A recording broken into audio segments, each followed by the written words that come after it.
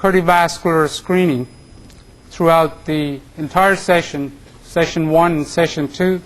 You will hear from our leading investigators in the field of cardiovascular disease talking about various aspects of, potential aspects of screening.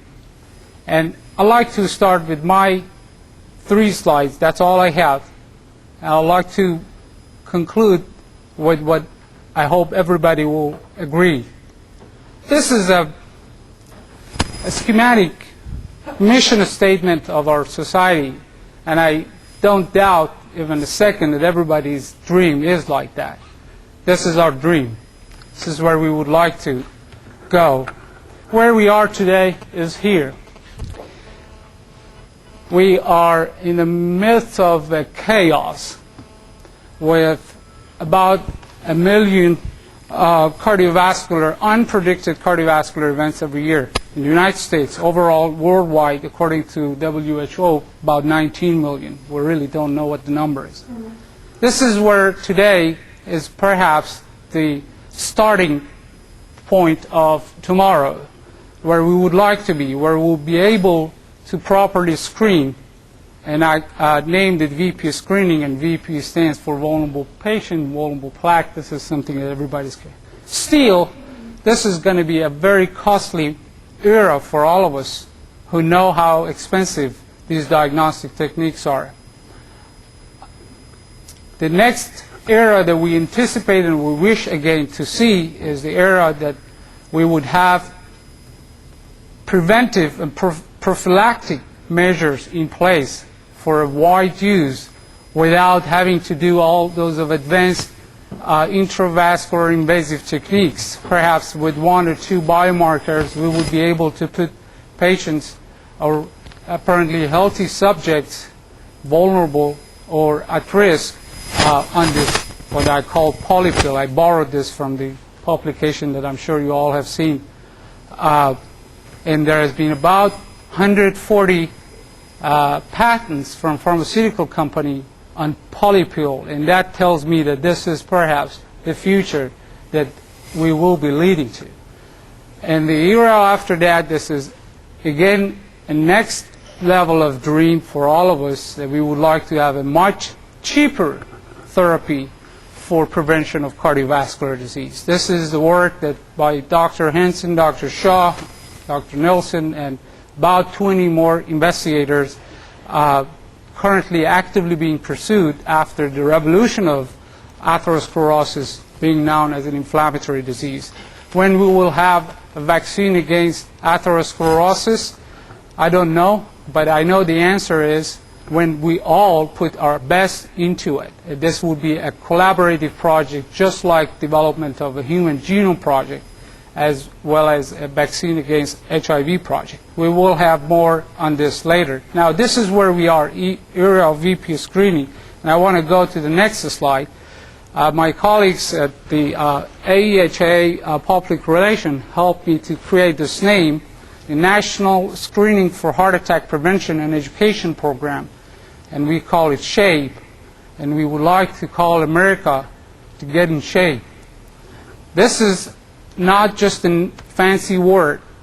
You all have seen us, particularly myself, under the auspice of Dr. Willerson, Dr. Sells, and others from University of Texas, Texas Heart Institute, have had 6 vulnerable plaque and vulnerable patient symposia. Today, this is my belief that we have sufficient diagnostic and tools that can help us to go through that pathway. Now, what is this path? What is this pyramid is going to tell us? We have been taught by NCEP and national guidelines how to treat risk factors. The message here is, while we respect risk factor therapy, we believe that the way to go after identification of vulnerable patients is not focusing on risk factors, rather than focusing on risk markers. Risk markers show a cumulative effect of known risk factors and unknown risk factors that we will learn in the future. This is where the bottom of the pyramid should focus on. The next level with the pioneering work of Dr. Rumberger, Dr. Fuster, and others, now we have imaging that is opening our way for seeing inside the plaque and seeing the whole body as a subject, not only a coronary artery or one single plaque. That is where our next step will be. And we are opening the way to the third level, which is intravascular, and we will hear about that in Ultimate IVUS meeting tomorrow here in this hotel. I would like to summarize my presentation that America Good in Shape is about a proposal that we would like for our faculties to start brainstorming. This is not a definite guideline. This is something that we've concluded after 6 conferences and meetings that we've led this group of interested scientists for identification of vulnerable plaque and vulnerable patient. I also have a small announcement to make, and that is our new way of communicating with all people in the field. I cannot overemphasize on the value of having easy access to information, with the fact that knowing last year, 2003, we had 4,393 papers published in the field of atherosclerosis. We had 1,500 some patents published in the field of atherosclerosis, and more than 20,000 abstracts. How can we get to have access to what we want in a timely manner? That was the Atherline project. The last but not least is we honored our pioneering investigators in the field of vulnerable plaque and vulnerable patient, Dr. Mahler, who brought this name of vulnerable to us, and Dr. Willerson, who led the field of vulnerable plaque and vulnerable patient for 3 decades. We have 3 winners that will be winning this award, $2,000 cash based on the votes from our faculties today. I would like to conclude that AEHA is a virtual organization that belongs to everybody.